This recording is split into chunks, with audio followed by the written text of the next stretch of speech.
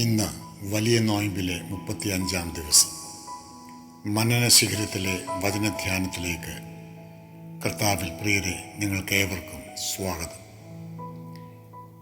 ഇതിന് ആധാരമായി 2 വേദഭാഗങ്ങൾ വായിക്കട്ടെ. ആമേൻ ആമേൻ, ഞാൻ നിങ്ങളോട് പറയുന്നു, ഗോതമ്പ് മണി നിലത്ത് വീണ് ചാകുന്നില്ല എങ്കിൽ അത് തനിയേയിരിക്കും, ചത്തുവെങ്കിലോ വളരെ വിളവുണ്ടാവും. വിശുദ്ധ യോഹന്നാന്റെ സുവിശേഷം 13-ാം അധ്യായം 24-ാം വാക്യം. 2-ാമത്തെ വേദഭാഗം വിശുദ്ധ പൗലോസ് കൊലോസ്യർക്ക് എഴുതിയ ലേഖനം 3-ാം അധ്യായം 9-10 വാക്യങ്ങൾ.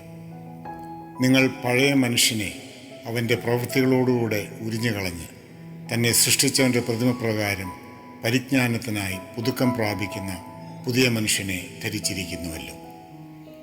മരിക്കുക, പുനർജീവിക്കുക. മരണത്തിലൂടെയാണ് സമൃദ്ധ ജീവൻ സാധിക്കുന്നത്. ആ മരണത്തിൻ്റെയും ഉയർത്തെഴുന്നേൽപ്പിൻ്റെയും സ്വഭാവത്തെക്കുറിച്ച് വിശുദ്ധ പൗലോസ് റോമർക്ക് എഴുതിയ ലേഖനം 6-ാം അധ്യായം 11-ാം വാക്യത്തിൽ വ്യക്തമാക്കുന്നു. ഔവണ്ണം നിങ്ങളും പാപസംബന്ധമായി മരിച്ചവരെന്നും ക്രിസ്തുയേശുവിൽ ദൈവത്തിന് ജീവിക്കുന്നവരെന്നും എണ്ണുവിൻ.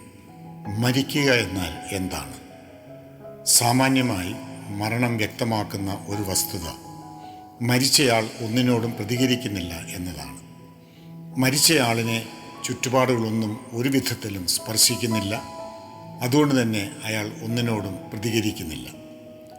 പാപസംബന്ധമായി മരിക്കുക, to be dead to sin എന്നതിൻ്റെ അർത്ഥവും ഇതുതന്നെയാണ്. അങ്ങനെ നാം മരിക്കേണ്ട കാര്യങ്ങളുടെ ഒരു പട്ടിക തന്നെ വിശുദ്ധ പൗലോസ് ഇവിടെ നിരത്തുന്നുണ്ട്. ദുർനടപ്പ്, അശുദ്ധി, അതിരാഗം, ദുർമോഹം, അത്യാഗ്രഹം, കോപം, ക്രോധം, ഈർഷ്യ, ദൂഷണം, ദുർഭാഷണം എന്നിങ്ങനെ ഇവയെല്ലാം ഉൾപ്പെട്ട ഒരു ജീവിതത്തിന് ഇനിമേൽ നമ്മെ സ്വാധീനിക്കാനാവില്ല. അതിൻ്റെ ആകർഷണീയതകളോടൊന്നും നാം ഇനി പ്രതികരിക്കുന്നില്ല. അതെ, പാപത്തോട് നാം മരിച്ചിരിക്കുന്നു. പാപസംബന്ധമായി മൃതരായിത്തീരുകയും ക്രിസ്തു യേശുവിനോടുകൂടെ ഉയർത്തെഴുന്നേൽക്കുകയും ചെയ്യുന്നതായിരിക്കണം ഒരു ക്രിസ്തു വിശ്വാസിയുടെ ആത്യന്തിക ജീവിത ലക്ഷ്യം. പാപത്തോട് മരിക്കുകയെന്നാൽ തിന്മയിൽ നിന്നുള്ള സമ്പൂർണമായ അകൽച്ചയാണ്. ക്രിസ്തു യേശുവിലുള്ള ഉയർത്തെഴുന്നേൽപ്പ് സൂചിപ്പിക്കുന്നത് ദൈവാത്മാവിനോടുള്ള സമ്പൂർണമായ വിധേയത്വം. ഭൗമിക സ്വഭാവത്തിൻ്റെ മൂല്യങ്ങളും മുൻഗണനകളും നമ്മുടെ വ്യക്തിത്വത്തിൻ്റെ അനുഗ്രഹകരമായ വളർച്ചയെ ഹനിക്കുന്നതാണ്. നമ്മെ നശിപ്പിച്ചു കളയാനുള്ള അവയുടെ ഉഗ്രസാധ്യതയെക്കുറിച്ച് നാം ജാഗ്രതയുള്ളവരായിരിക്കണം. ഭൂമിയിലുള്ള നിങ്ങളുടെ അവയവങ്ങളെ മരിപ്പിപ്പീൻ എന്ന ശക്തമായ വാക്കുകളാണ് പൗലോസ് ഇവിടെ ഉപയോഗിച്ചിരിക്കുന്നത്. ഒന്നുകിൽ നാം പാപത്തിൽ ജീവിക്കുന്നു, അല്ലെങ്കിൽ പാപത്തോട് നാം മരിക്കുന്നു. ഇതിനു മധ്യേ മറ്റൊരു സാധ്യതയില്ല. പാപത്തിൽ ജീവിക്കുമ്പോൾ ദൈവകോപം നമ്മുടെ മേൽ വരുന്നുവെന്ന മുന്നറിയിപ്പ് പൗലോസ് നൽകുന്നു. പുതിയ മനുഷ്യനെ ധരിക്കാൻ പൗലോസ് ആഹ്വാനം ചെയ്യുമ്പോൾ ക്രിസ്തുവിനോട് കൂടെയുള്ള ഉയിർപ്പാണ് സൂചന. നമ്മുടെ മൂല്യങ്ങളും കാഴ്ചപ്പാടുകളും മനോഭാവവും പ്രവൃത്തികളുമൊക്കെ സംബന്ധിച്ച് ഭൗമികതയിൽ നിന്ന് സ്വർഗീയതയിലേക്കുള്ള ഒരു കുതിച്ചുയരലാണത്. മണ്ണിൽ നിന്നും വിണ്ണിലേക്ക്. ഉയിർപ്പിന് മരണം അനിവാര്യമാണ്. മടങ്ങിവരവില്ലാത്തത് എന്നാണല്ലോ മരണം എന്ന വാക്കിൻ്റെ വിവക്ഷ. ശാരീരികമായി മരിച്ച ഒരാൾ ഈ ലോകത്തിലേക്ക് പിന്നീട് ഒരിക്കലും മടങ്ങി വരുന്നില്ല എന്നതുപോലെ ഭൗമികമായതിനോട് മരിച്ച ഒരാൾ അതിലേക്ക് ഒരിക്കലും പിന്നീട് തിരികെ വരുന്നില്ല. ഒരു പുതിയ സ്വത്വം രൂപപ്പെടുകയാണ്.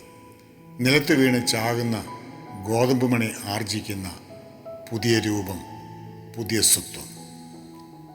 ഈ പുതുജനനം സംഭവിക്കുന്നത് ഈ ലോകത്തിൽ തന്നെയാണ് എന്നത് ഏറ്റവും ശ്രദ്ധേയം. അതിനോടനുബന്ധിച്ച് സംഭവിക്കുന്നതായി പൗലോസ് സൂചിപ്പിക്കുന്ന മാറ്റങ്ങളെല്ലാം തന്നെ വളരെ പ്രായോഗികവും ദൈനംദിന ജീവിതത്തിൽ ദൃശ്യവുമായ കാര്യങ്ങളാണ്. ആഴം കുറഞ്ഞ ആത്മീയതയുടെ വെള്ളം ചേർത്ത് ദൈനംദിന ജീവിത യാഥാർത്ഥ്യങ്ങളിൽ നിന്ന് ഈ രൂപാന്തരത്തെ നാം അകറ്റിക്കളയരുത്. ഓർക്കുക, ഗോതമ്പ് മണി ഫലം കായ്ക്കുന്നത് ഈ ലോകത്തിൽ തന്നെയാണല്ലോ. സ്നേഹിതരെ, പാപത്തോട് മരിക്കുകയും ക്രിസ്തുവിനോടുകൂടെ ഉയർക്കുകയും ചെയ്യുന്ന ഈ അനുഭവമല്ലേ വീണ്ടും ജനനം? തിന്മയുടെ എല്ലാ ശക്തികളിൽ നിന്നുമുള്ള വിമോചനമാണത്. അതാണ് യേശുക്രിസ്തുവിലുള്ള രക്ഷ. പാപത്തോട് മരിക്കാനും ക്രിസ്തു യേശുവിൽ ദൈവത്തിനായി ജീവൻ്റെ സമൃദ്ധിയിലേക്ക് ഉയർത്തെഴുന്നേൽക്കുവാനും നാം സ്വയം സജ്ജരാകുന്ന സമയമായിരിക്കട്ടെ പ്രിയമുള്ളവരെ ഈ നോമ്പ് നാളുകൾ. അതിന് ദൈവം നമ്മെ എല്ലാവരെയും സഹായിക്കട്ടെ. നന്ദി.